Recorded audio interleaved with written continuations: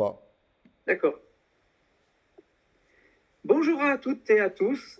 Aujourd'hui, je vais vous parler de l'Europe et des dictateurs. On regrette régulièrement que sur les grands sujets de politique internationale, l'Europe ne parle presque jamais d'une seule voix. Je crois que ce n'est pas le seul problème. Un bel exemple vient du nouveau conflit gréco-turc qui porte sur quelques îles grecques revendiquées par la Turquie et surtout sur des droits d'exploitation d'hydrocarbures en Méditerranée orientale où Israël, Chypre et l'Égypte ont également leur mot à dire.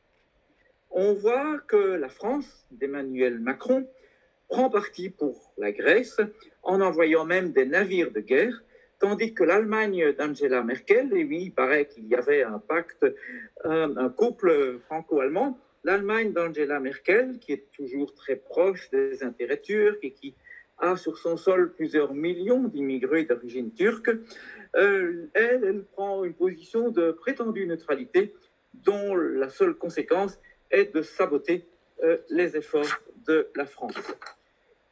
Cet exemple est emblématique parce que le conflit oppose non pas deux États quelconques, mais un État membre de l'Union européenne, la Grèce, et un État étranger à l'Union, la Turquie.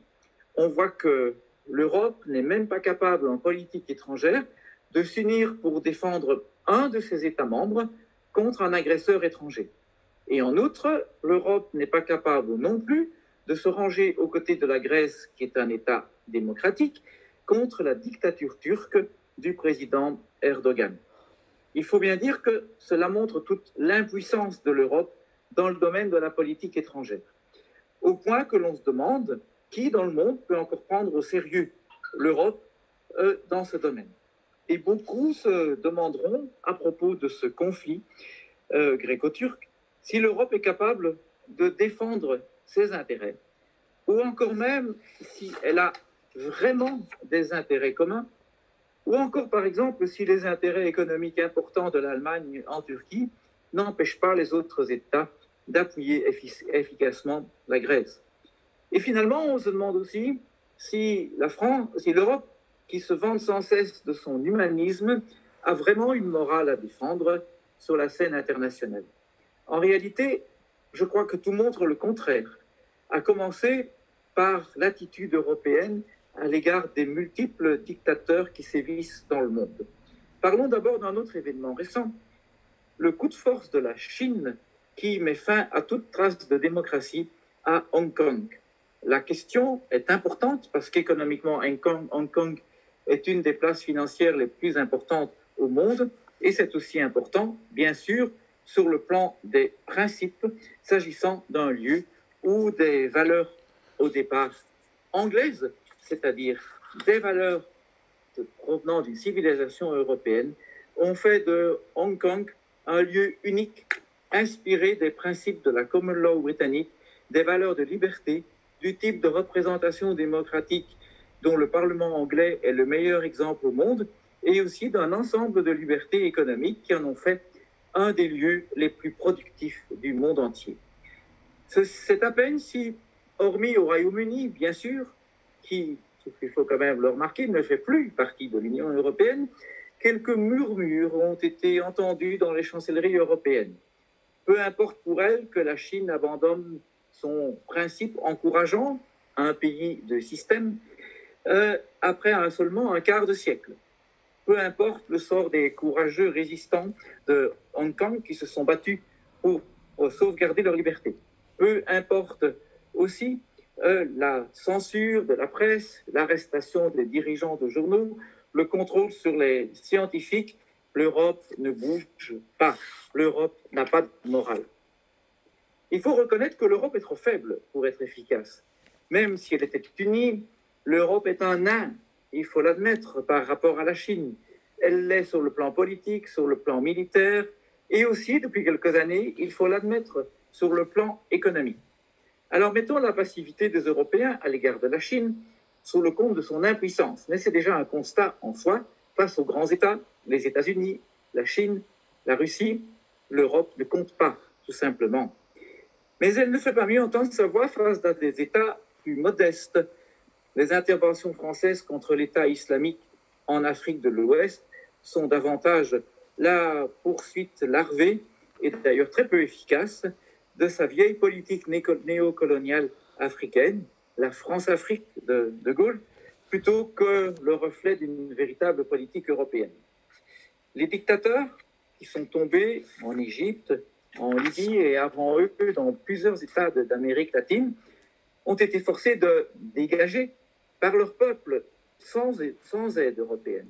Et parfois, comme en Libye, les interventions de la part de l'Europe ou de certains de ses États, notamment de la France de Sarkozy, ont plutôt créé le chaos qu'instaurer un véritable régime acceptable. L'Europe a en outre une tendance à tout pardonner à deux types bien précis de dictateurs, ceux dits de gauche et ceux dits du monde arabe.